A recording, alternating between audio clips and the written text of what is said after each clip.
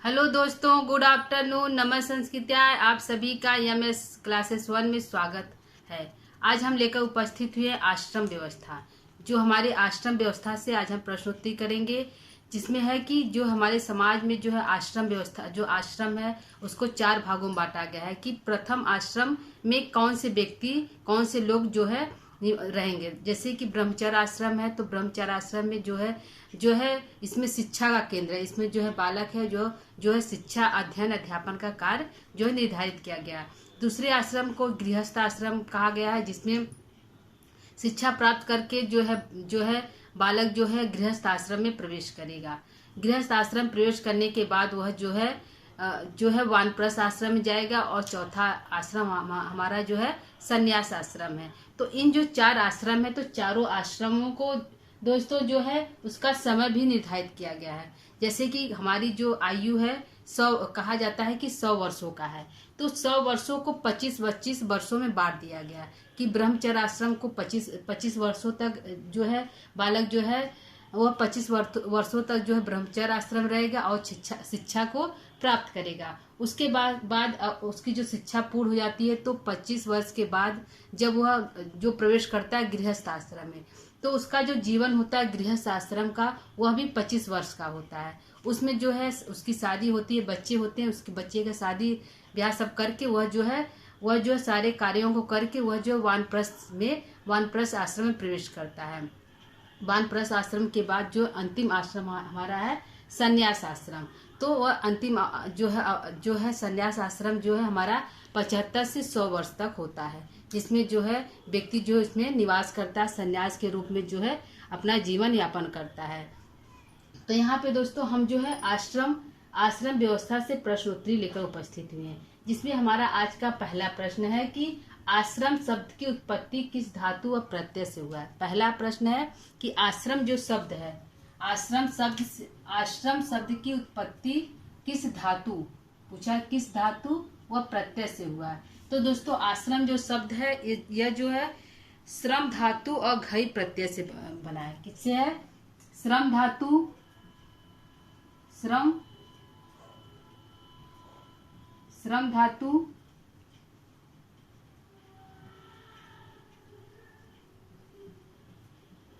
धातु और घई प्रत्यय से मिलकर बना है। ठीक है, श्रम धातु और घई प्रत्यय से मिलकर हमारा जो है आश्रम शब्द बना है। ठीक है, दूसरा प्रश्न है कि आश्रम व्यवस्था को कितने भागों में बांटा गया। जो आश्रम व्यवस्था है तो इसको कुल दोस्तों 4 भागों में बांटा गया। कितने भागों में? 4 भागों में बांटा गया है। तो पहले भाग का क्या नाम है? तो पहले भाग का नाम है ब्रह्मचर्य आश्रम, ब्रह्मचर्य आश्रम। ठीक है, यह हमारा पहला आश्रम है। दूसरा हमारा है गृहस्थ आश्रम, गृहस्थ आश्रम। तीसरा हमारा है वानप्रस्थ आश्रम, वानप्रस्थ आश्रम। और जो है चौथा हमारा है जो है संन्यास आश्रम, संन्यास आश्रम। तो यह जो है 4 आश्रम है। तो चारों आश्रम के जो समय भी निर्धारित किया गया है। तो जन्म से लेकर जो है 25 वर्षों तक जो है गृहस्थ ब्रह्मचर्य आश्रम में लोग रहते हैं, और 25 के बाद जो है 25 से 50 तक जो है गृहस्थ आश्रम में रहते हैं, 50 से 75 तक वानप्रस्थ में रहते हैं, और 75 से 100 वर्ष तक जो है संन्यास आश्रम में निवास करते हैं। आइए देखते हैं तीसरा प्रश्न क्या है। प्रत्येक आश्रम के लिए कितने वर्षों का कार्यकाल का निर्धारण किया गया। जो प्रत्येक आश्रम है उसका कार्यकाल कितने वर्षों तक निर्धारित किया गया। तो 25-25 वर्षों तक। कितने हैं? 25-25 वर्षों तक जो है इनका काल निर्धारित किया गया है। ठीक है, 25-25 वर्षों तक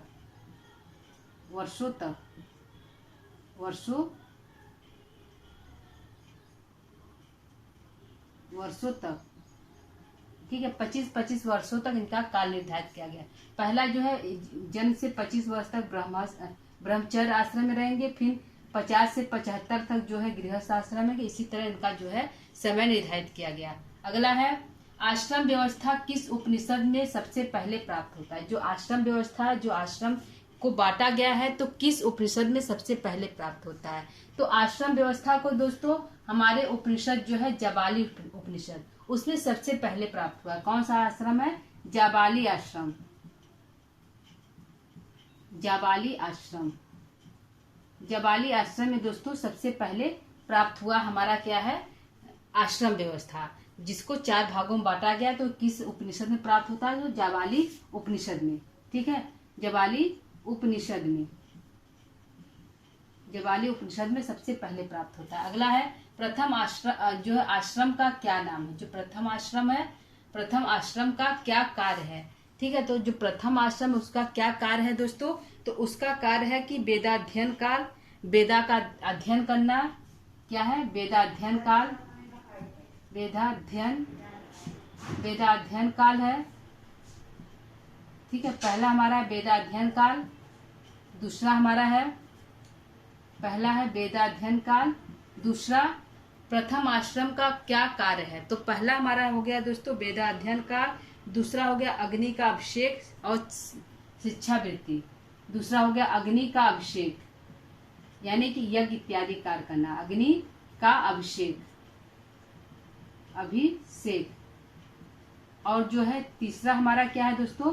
तीसरा हमारा है जो है शिक्षा। ठीक है, शिक्षा जो हमारा है तीसरा है क्या? जो शिक्षा वृत्ति, जो शिक्षा को ग्रहण करना, शिक्षा वृत्ति हमारा जो है तीसरा है। ठीक है दोस्तों, यह जो है 3 जो है कार्य जो है निर्धारित किए किसके? जो है ब्रह्मचर्य आश्रम के। पहला वेदाध्ययन काल, दूसरा अग्नि का अभिषेक और तीसरा जो है शिक्षा वृत्ति। ठीक है, अगला देखते हैं दूसरे आश्रम का क्या नाम है। पहले आश्रम का नाम दोस्तों जो है ब्रह्मचर्य आश्रम, दूसरे आश्रम क्या नाम है? तो गृहस्थ आश्रम। क्या नाम है? गृहस्थ आश्रम जो है दूसरे आश्रम का नाम है, गृहस्थ आश्रम। ठीक है, तो चारों आश्रम आप लोग याद कर लीजिएगा, ब्रह्मचर्य आश्रम, गृहस्थ आश्रम, वानप्रस्थ आश्रम और संन्यास आश्रम। अगला है गृहस्थ आश्रम का क्या अर्थ है? जो गृहस्थ है, गृहस्थ शब्द का क्या अर्थ है? तो गृहस्थ शब्द का अर्थ है दोस्तों पत्नी के समीप जाना। क्या है दोस्तों? पत्नी के समीप जाना, जो है पत्नी को प्राप्त करना। गृहस्थ का अर्थ है पत्नी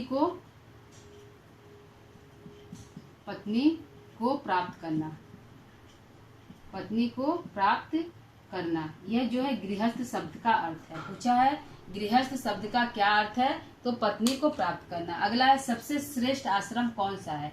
जो सबसे चारों आश्रम में पूछा गया है दोस्तों कि चारों आश्रम में सबसे श्रेष्ठ आश्रम कौन सा होता है? तो चारों आश्रम में सबसे श्रेष्ठ आश्रम जो है गृहस्थ आश्रम है। कौन सा है? गृहस्थ आश्रम है, गृहस्थ आश्रम है, गृहस्थ आश्रम जो है सबसे श्रेष्ठ आश्रम है। अगला प्रश्न है गृहस्थ आश्रम का त्याग कर संन्यास आश्रम में प्रवेश निंदनीय था, ऐसे संन्यास को क्या कहा जाता है? जो व्यक्ति गृहस्थ आश्रम में प्रवेश नहीं करता है, ब्रह्मचर्य के बाद वह सीधे जो है संन्यास आश्रम में चला जाता है, न तो वो गृहस्थ आश्रम में जाता है न ही वह वानप्रस्थ आश्रम में जाता है, सीधे वो क्या किस में जाता है? संन्यास आश्रम प्रवेश कर जाता है। तो वह निंदनीय कार्य है। क्या है? यह निंदनीय कार्य। ऐसे संन्यास को क्या कहते हैं? तो पापिष्ठा कहते हैं। क्या कहते हैं दोस्तों? पापिष्ठा कहते हैं, पापिष्ठा कहते हैं। ठीक है, ऐसे संन्यास को क्या कहा जाता है? पापिष्ठा कहा जाता है। ठीक है दोस्तों, यह हमारे 9 प्रश्न है। प्रश्न को एक बार फिर देखते हैं, फिर हम और कुछ प्रश्न हमारे बचे हैं उसको भी लेंगे। हमारा पहला प्रश्न है आश्रम शब्द की उत्पत्ति किस धातु और प्रत्यय से बना है? तो श्रम धातु और घई प्रत्यय से मिलकर बना है। दूसरा प्रश्न है कि आश्रम व्यवस्था को कितने भागों में बांटा गया है? तो आश्रम व्यवस्था को 4 भागों में बांटा गया। पहला ब्रह्मचर्य आश्रम, दूसरा गृहस्थ आश्रम, तीसरा वानप्रस्थ आश्रम, चौथा जो है संन्यास आश्रम। और अगला क्वेश्चन है प्रत्येक आश्रम के लिए कितने वर्षों का कार्यकाल निर्धारण किया गया है? तो 25-25 वर्ष जो है हर आश्रम के लिए समय निर्धारित किया गया है। अगला क्वेश्चन है आश्रम व्यवस्था किस उपनिषद में सबसे पहले प्राप्त होता है? तो जाबाली उपनिषद में सबसे पहले प्राप्त होता है आश्रम व्यवस्था। अगला प्रश्न है प्रथम आश्रम का क्या कार्य है? तो प्रथम आश्रम का कार्य है वेदाध्ययन काल, अग्नि का अभिषेक और शिक्षा वृत्ति। मतलब कि स्वयं वेदा का अध्ययन करना और शिक्षा देना और जो है अग्नि यज्ञ इत्यादि कार्यों को करना। अगला है दूसरे आश्रम का क्या नाम है? तो दूसरे आश्रम का नाम है गृहस्थ आश्रम। क्या नाम है दोस्तों? गृहस्थ आश्रम। गृहस्थ शब्द का क्या अर्थ है? तो गृहस्थ शब्द का अर्थ है पत्नी को प्राप्त करना। ठीक है, अगला प्रश्न है सबसे श्रेष्ठ आश्रम कौन सा है? सबसे श्रेष्ठ आश्रम दोस्तों गृहस्थ आश्रम है। ठीक है, 9वां प्रश्न है गृहस्थ आश्रम का त्याग कर संन्यास आश्रम में प्रवेश निंदनीय था, ऐसे संन्यास को क्या कहा जाता है? तो पापिष्ठा कहा जाता है। ठीक है दोस्तों, तो आइए हम कुछ प्रश्नों को और लेते हैं। यहाँ 9 प्रश्न हमारे कंप्लीट हुए हैं। 10 प्रश्नों को हम और लेते हैं।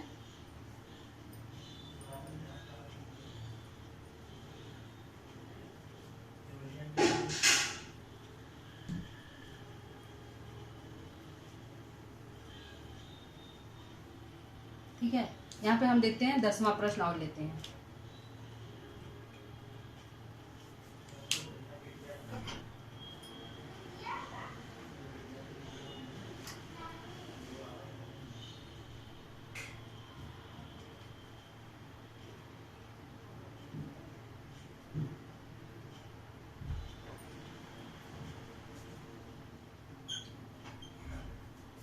ठीक है दोस्तों, 10वां प्रश्न हम और लेते हैं। हमारा क्या 10वां प्रश्न क्या है? मनु ने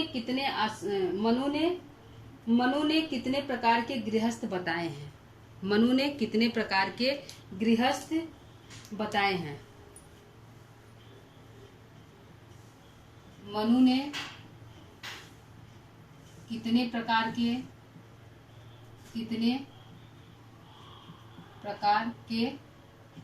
गृहस्थ बताए हैं? गृहस्थ बताए हैं। ठीक है, गृहस्थ बताए हैं। तो मनु ने 4 प्रकार के गृहस्थ बताए हैं। कितने प्रकार के बताए हैं? मनु ने कितने प्रकार के गृहस्थ बताए हैं? तो 4 प्रकार के बताए हैं। ठीक है दोस्तों, कितने हैं? 4 प्रकार के हैं।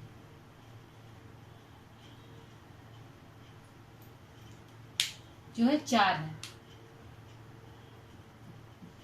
4 प्रकार के। तो 4 प्रकार हमारे कौन कौन से हैं देख लेते हैं दोस्तों। जो है मनु ने कितने प्रकार के गृहस्थ बताए हैं? तो 4 प्रकार के। तो 4 प्रकार हमारे कौन कौन से हैं? पहला है ज्ञान निष्ठा, दूसरा है तपोनिष्ठा। पहला क्या है दोस्तों? ज्ञान निष्ठा। पहला है ज्ञान निष्ठा। दूसरा है तपोनिष्ठा। ठीक है, ज्ञान निष्ठा, तपोनिष्ठा। तीसरा हमारा है क्या है? पहला ज्ञान निष्ठा, दूसरा तपोनिष्ठा, तीसरा हमारा है स्वाध्याय निष्ठ और कर्मनिष्ठ। क्या है? स्वाध्याय निष्ठ, ज्ञान निष्ठ, तपोनिष्ठ।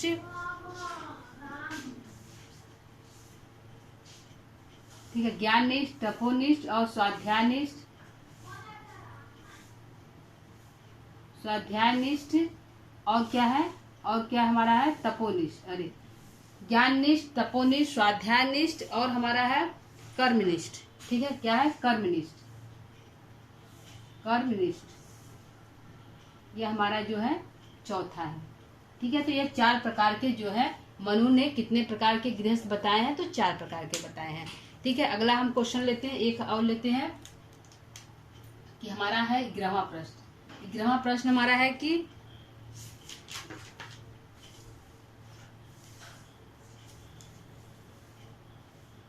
ज्ञाननिष्ठ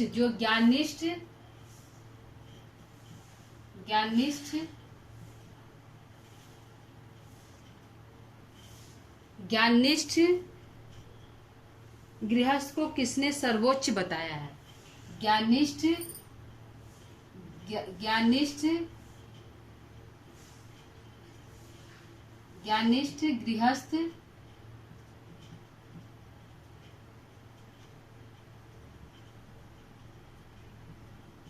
ज्ञानिष्ठ गृहस्थ को किसने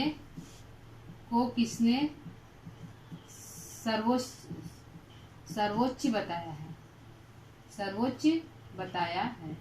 ठीक है, यह प्रश्न है कि ज्ञानिष्ठ गृहस्थ को किसने सर्वोच्च बताया है? तो किसने बताया है? मनु ने बताया है। मनु ने इसको जो है सर्वोच्च बताया कि यह जो ज्ञानिष्ठ जो है यह सभी आश्रमों में गृहस्थ आश्रम को 4 भागों में बांटा है: ज्ञाननिष्ठ, तपोनिष्ठ, स्वाध्यायनिष्ठ और कर्मनिष्ठ। तो यहाँ पे है कि ज्ञाननिष्ठ गृहस्थ को किसने सर्वोच्च बताया है? तो मनु ने जो ज्ञाननिष्ठ जो है ज्ञाननिष्ठ को सर्वश्रेष्ठ बताया है। ठीक है, मनु ने क्या किया है? ज्ञाननिष्ठ को सर्वश्रेष्ठ बताया है, ज्ञाननिष्ठ को सर्वश्रेष्ठ बताया है। ठीक है, अगला प्रश्न देखते हैं। 12वां प्रश्न हमारा क्या है? 12वां प्रश्न है कि पंच महायज्ञ कौन कौन से हैं? प्रश्न है पंच महायज्ञ कौन कौन से हैं? कौन कौन से हैं? ठीक है जी, प्रश्न है पंच महायज्ञ कौन कौन से हैं? तो हमारे जो है गृहस्थ आश्रम के अंतर्गत जो है पंच महायज्ञ पाए जाते हैं। ये जो पंच महायज्ञ है वह गृहस्थ आश्रम पे ही जो है आश्रित होते हैं, क्योंकि उसी के अंतर्गत ही पांचों जो है यज्ञ किए जाते हैं। जैसे पितृयज्ञ हो गया, नृयज्ञ हो गया जो है, और जो ब्रह्म यज्ञ हो गया, पितृयज्ञ, ब्रह्म यज्ञ, नृयज्ञ, भूत यज्ञ और देव यज्ञ। यह जो 5 यज्ञ होते हैं यह जो है गृहस्थ आश्रम पूरी तरह निर्भर होते हैं और उसी के अंतर जो है इस यज्ञ को किया जाता है। ठीक है, तो यहाँ पे हमारा है पंच महायज्ञ है, कौन कौन से है? तो ब्रह्म यज्ञ है, पितृयज्ञ है, कौन कौन से हैं? तो पहला है ब्रह्म यज्ञ। पहला क्या है? ब्रह्म यज्ञ है,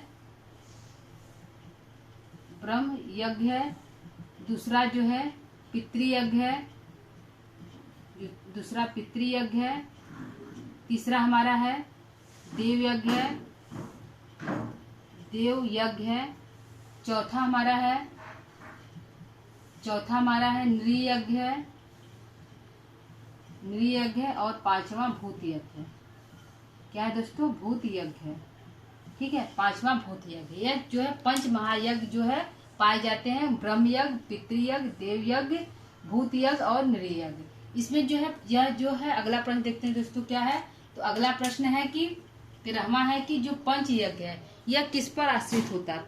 जो है सभी आश्रमों को धारण करने वाला कौन सा आश्रम? तो पंच महायज्ञ किस आश्रम पर आश्रित होता है? पंच महायज्ञ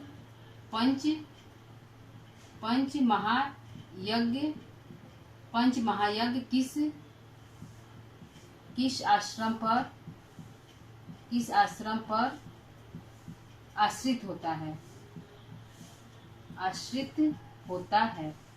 ठीक है, जो पंच महायज्ञ किस आश्रम पर आश्रित होता है? ठीक है, तो यह जो पंच महायज्ञ है पूरी तरह गृहस्थ आश्रम पे आश्रित होता है। किस आश्रम पे? गृहस्थ आश्रम पे आश्रित होता है, गृहस्थ आश्रम। ठीक है, यह जो है गृहस्थ आश्रम पे पूरी तरह आश्रित होता है। ठीक है, जो है ब्रह्म यज्ञ को क्या कहा जाता है? ब्रह्म यज्ञ को और क्या कहा जाता है? 14वां प्रश्न है कि ब्रह्म यज्ञ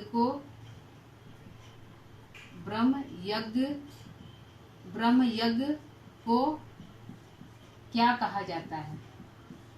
क्या कहा जाता है? ठीक है, ब्रह्म यज्ञ को क्या कहा जाता है? तो ब्रह्म यज्ञ को जो है दोस्तों हमारे ऋषि यज्ञ कहा जाता है। क्या कहा जाता है? ऋषि यज्ञ कहा जाता है, ऋषि यज्ञ कहा जाता है, ऋषि यज्ञ कहा जाता है। ठीक है, अगला प्रश्न देखते हैं। 15वां प्रश्न क्या है? तो 15वां प्रश्न हमारा है दोस्तों कि जो है सभी महायज्ञ को धारण करने वाला पंचयज्ञ किस आश्रम पर आश्रित हो? गृहस्थ आश्रम पे। जो है अगला महाभारत में गृहस्थ आश्रम के पश्चात तीसरा उससे श्रेष्ठ आश्रम कौन सा था? महाभारत में गृहस्थ आश्रम के बाद महाभारत में गृहस्थ आश्रम के बाद महाभारत में गृहस्थ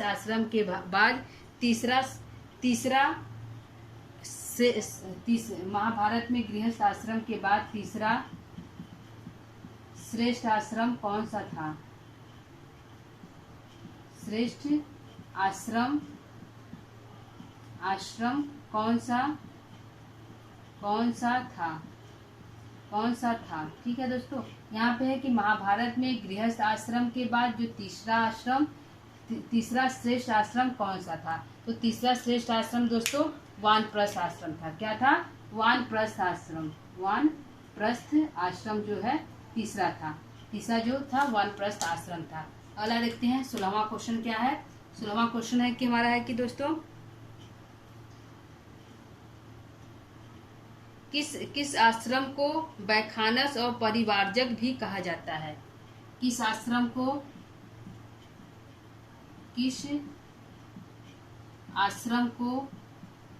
वैखानस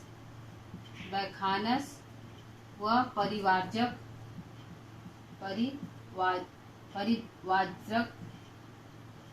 भी कहा जाता है।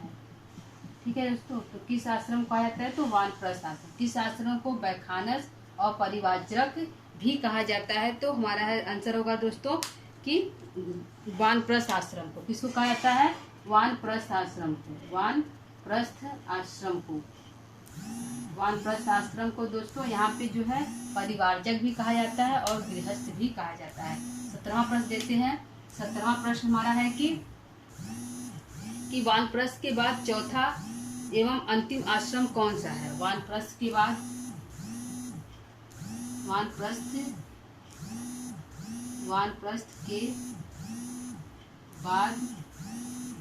चौथा व अंतिम आश्रम कौन सा है। ठीक है, आश्रम कौन सा है।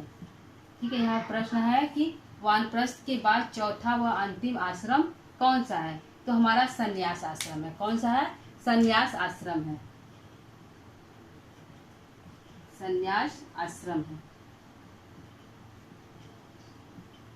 संन्यास आश्रम हमारा लास्ट है। ठीक है, अगला देखते हैं 18वां प्रश्न क्या है। 18वां हमारा प्रश्न है कि मोक्ष की प्राप्ति किस आश्रम में होता है। मोक्ष की प्राप्ति किस आश्रम में होता है। ठीक है, जो मोक्ष की हमारी प्राप्ति होती है वह किस आश्रम में होता है। तो वह संन्यास आश्रम में होता है। आंसर क्या है दोस्तों? संन्यास आश्रम में होता है। संन्यास आश्रम में होता है। ठीक है, यह जो है हमारे कुछ प्रश्न है। प्रश्नों को एक बार फिर से देखते हैं दोस्तों। मनु ने कितने प्रकार के गृहस्थ बताए हैं। तो 4 प्रकार के। पहला ज्ञाननिष्ठ, तपोनिष्ठ, स्वाध्यायनिष्ठ और कर्मनिष्ठ।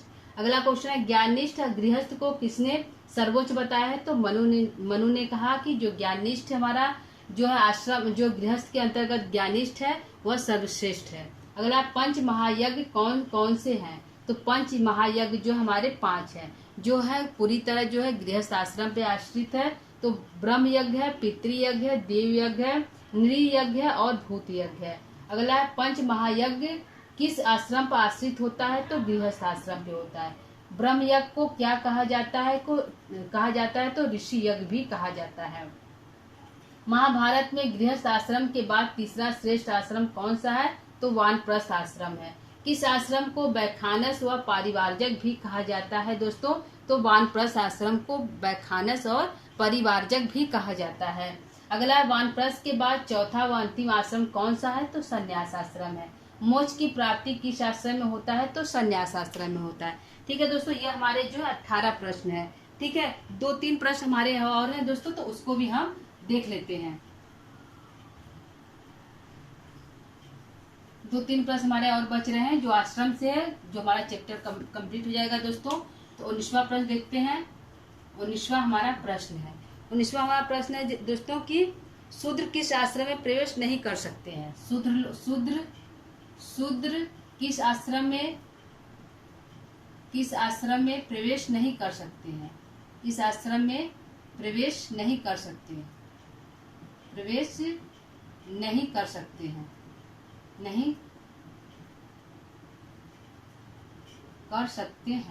ठीक है, यहाँ प्रश्न है कि शूद्र किस आश्रम में प्रवेश नहीं कर सकते हैं तो संन्यास आश्रम में। कौन सा आश्रम है? संन्यास आश्रम में जो है शूद्र जो है प्रवेश नहीं कर सकते हैं। संन्यास आश्रम, संन्यास आश्रम जो है शूद्र लोग प्रवेश नहीं। शूद्र किस आश्रम में प्रवेश नहीं कर सकते हैं दोस्तों? तो आंसर हमारा है शूद्र जो है संन्यास आश्रम में शूद्र जो है प्रवेश नहीं कर सकते हैं। 20वां हमारा प्रश्न है कि